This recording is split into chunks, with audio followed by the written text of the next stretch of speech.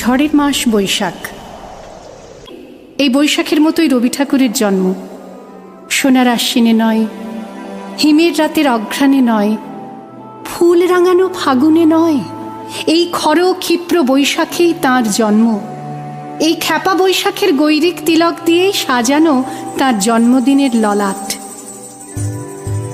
বৈশাখে প্রকৃতির নতুন জন্ম, আমাদেরও নতুন জন্ম এই বৈশাখে, 25শে বৈশাখে, রবি ঠাকুরের জন্মদিনে।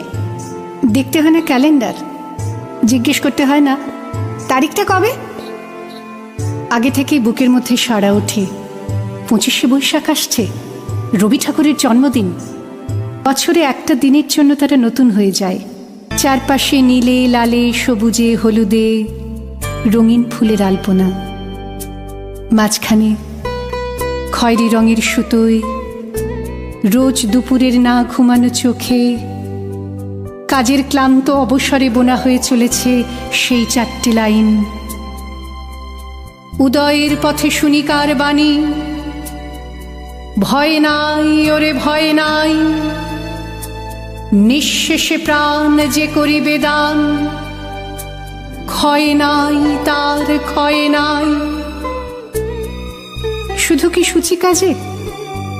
না, বিদেশকে চোখের সামনে দৃষ্টান্ত করে রাখার আন্তর্জাতিকতা রবি ঠাকুরের। আমাদের সংস্কৃতিকে মাটির কাছাকাছি এগিয়ে নিয়ে যাওয়ার সংকল্পে রবি ঠাকুর। আমাদের সভ্যতাকে দানবের হাত থেকে ছিনিয়ে নেওয়ার সংগ্রামে রবি ঠাকুর। আকাশে, মাটিতে, মনে এত যে বৃষ্টি পড়ে, তার ছন্দ রবি ঠাকুরের। এত যে ফুল ফোটে, তার গন্ধ রবি ঠাকুরের। তাই প্রতিদিনই তাঁর জন্ম, কোনো দিনই তাঁর মৃত্যু নেই।